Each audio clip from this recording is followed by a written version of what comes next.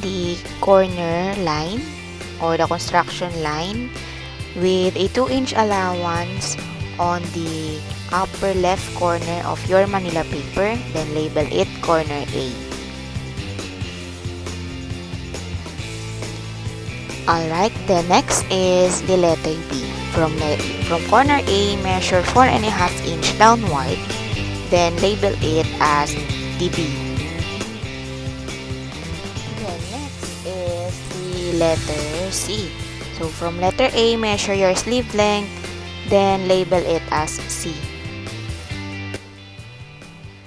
Alright, so once you have the letter A, letter B, and letter C, square out the points B and C by following a horizontal line of your letter A. As you can see on the video, I lined the letter B and letter C horizontally.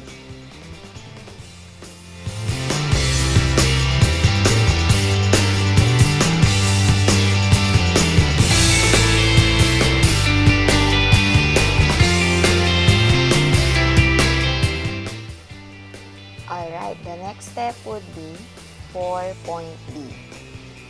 Measure a 1/2 inch from A horizontally, then label it as the letter D.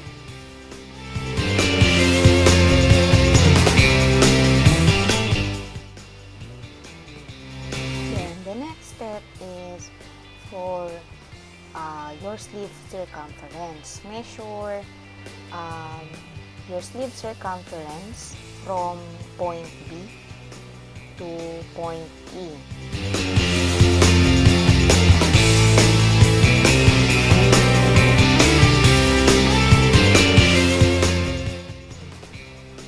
Then connect the point D and E using a ruler with a diagonal line.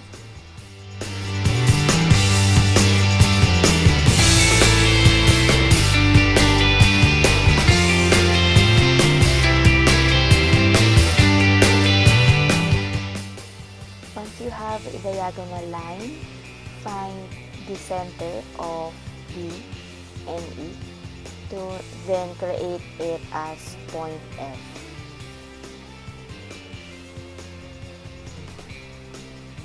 If you can't find the exact measurement of your midpoint or the letter F, you need to measure again the point D and E.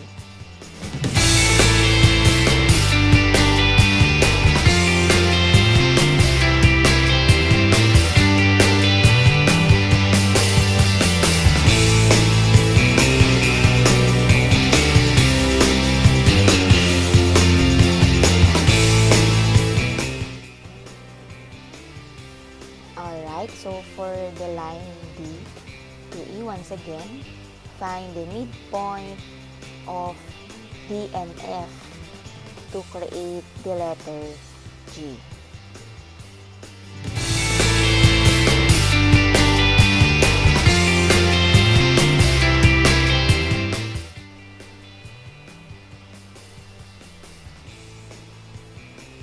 Alright, then measure a 1 inch outward from point G to create point H.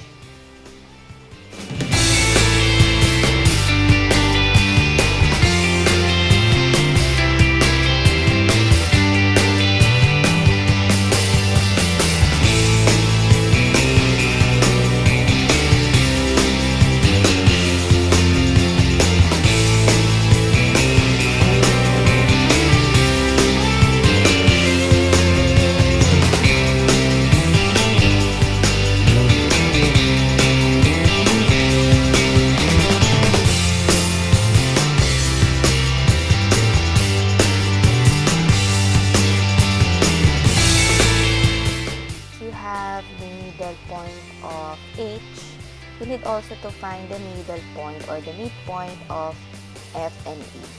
For a 1 inch outward for point I, that would be the point J.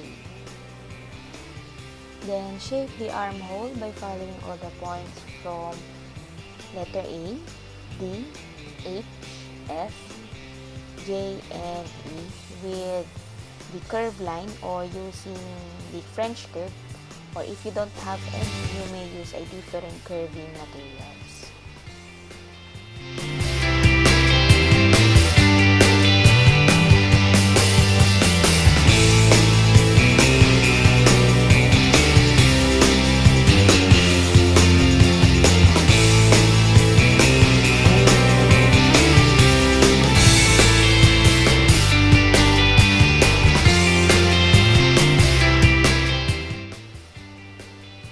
Alright, once you already have the curve line of point D to E, measure a half of your armhole circumference from point C to create point K. Once you have the point K, you need to connect it with a ruler to point E.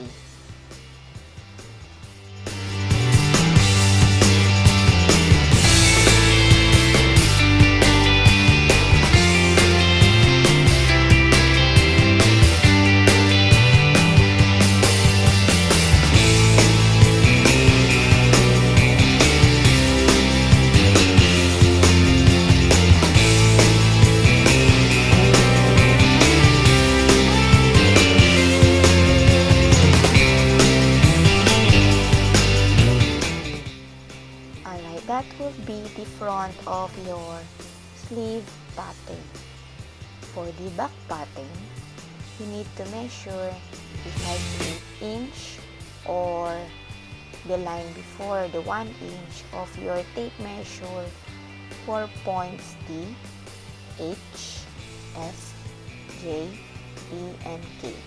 So, once you already measured a 5/8 inch, create a broken line around it.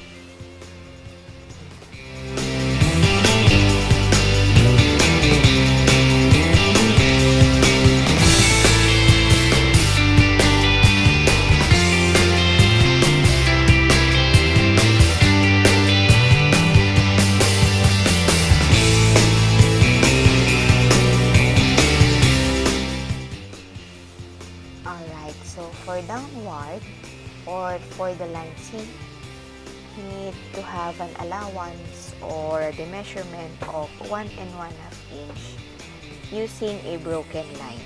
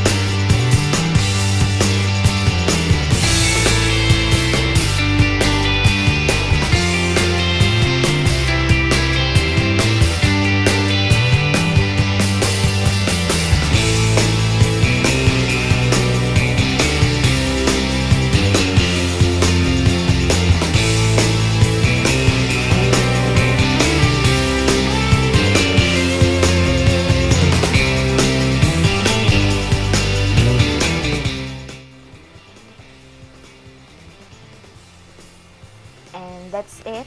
So thanks for watching. Wait for the final cut of your output for your sleeves. Thank you.